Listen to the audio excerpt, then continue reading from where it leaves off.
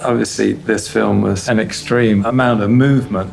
And the idea was to have something that was really kind of this remorseless, solid frame going across the landscape. That informed us about the look of the whole film. It's a real-time story, and you're following basically two characters. They're always moving, just about always moving. This is conceived as a single shot in real time. A couple of people have said about the film, wouldn't it have been just the same if there'd been some cuts? But that wouldn't have had the effect that Sam was after. We really took a lot of trouble to make sure that it wasn't a gimmick, that the story was served. For me, it feels like you forget about the technique, but because it's there, you are totally in it. There's no way the audience is let off the hook. It's almost claustrophobic. They're not allowed to look away. You're just with them and they don't stop. Yeah, so that's what I feel about, is immersive about it. Sam and I really were thinking about it like, where would we ideally want to put the camera? As you would normally on any film, and say, well, at this moment I need to see their faces. This moment I need to see what they're seeing.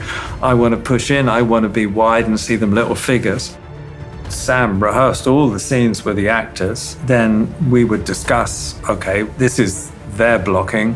How do we want to cover that? Once we'd figured and laid down that, in a lot of detail actually, James was like, let's look into how we can move the camera. What techniques do we want to explore? You know, so then we spent a couple of months, didn't we, really? Testing. We went through every possibility, you know, before we settled on 4 basic rigs, you know. The actors were great because they always wanted to do every rehearsal. Even when we were just technically testing rigs, they would want to come and do the scene for us, you know. So by the time we actually came to shoot, the shot was so laid out, it was like second nature. We were happy, obviously, when we got the first prototype because, you know, everybody needed to put it into the workflow. Yeah. And we got 2 quite early on. I was getting so neurotic about, you know, we've got this camera, I didn't want somebody to drop it, you know. So we kept it in a box quite a lot, didn't we? Yeah. Because we realized there weren't that many, you know. We couldn't just order up another one if we dropped one or something went wrong. And we needed 2 because we were building 2 rigs. You have so little cloud that you have to go one after another after another. You can't wait and build up another rig.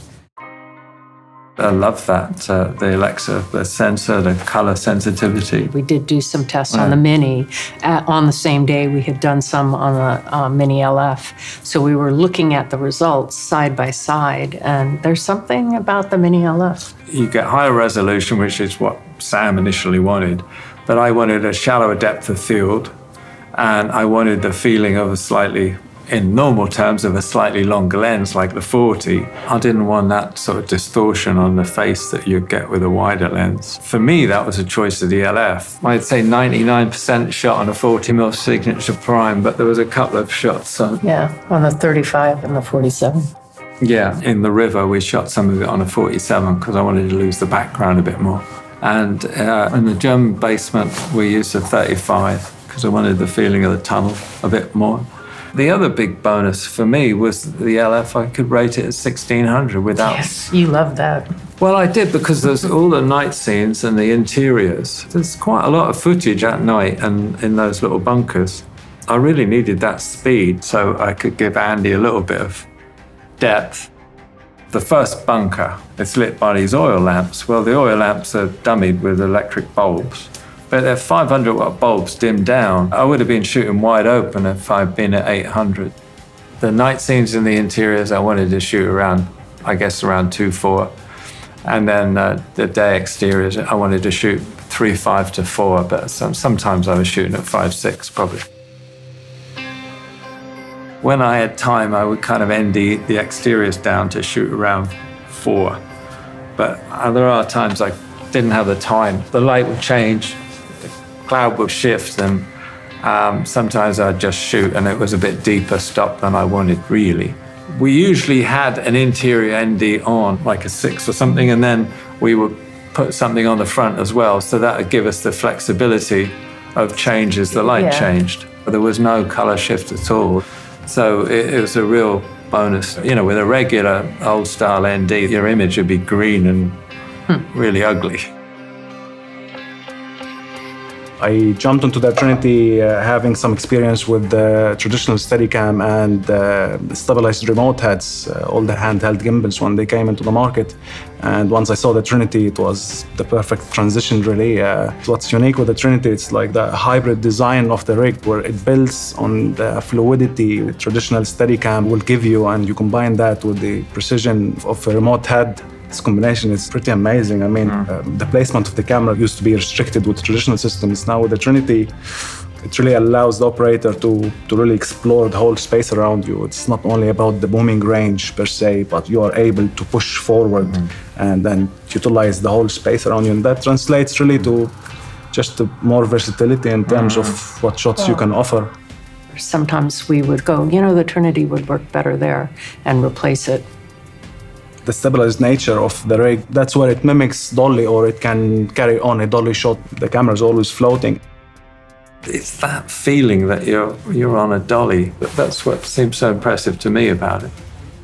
The takes were mainly set around the performance, so they had to be very long, simply because you didn't want to break the performance, and there was no you could put a fake cut. The pressure built as you got towards the end of a shot, and if you knew it was good, if it felt good up to like the 6th minute, then it was like, oh no, it's just get the 7th. Now I've got to make this move or this move to finish, and it's got to be on the button because it's either got to match what we've shot or it's got to be ready to match what we're going to shoot, Yeah, and then of course there's the pressure of the fact that we've got this cloud now, but if we don't get this take and we go back to do it again, we might have sun. So it was a lot of pressure. We couldn't have asked for anything more than what we got from ARRI Rental. Yeah, the testing time we had. I mean, we were there months, and everybody was so helpful and great. And they probably wonder what the hell we were doing, actually. There's not a single shot in the film we could have done with a bigger camera. It's very robust, but also at the same time, delicate, stabilized system wouldn't operate with a heavy camera. Even some of the wire shots, where, you could have used a Panaflex or whatever, but the camera starts being handheld, so then it's put on the wire. So, it's all like state-of-the-art gimbal work and camera rigs, but it's also some CGI state-of-the-art as well. Running down the front line trench, that was just a particularly difficult one to do. On one side of the trench, it started on a crane arm, dipped into the trench, came up, was taken off, put onto another crane while the actor came up, stood for a moment, and then everybody ran together. So it was just an amazing shot to be able to take, and we certainly couldn't have done it with a big camera, that's for sure. Yeah. This sort of film probably couldn't have been made a few years ago. Here we are, very thankful for this camera. Thank you very much. Certainly served our purpose very well.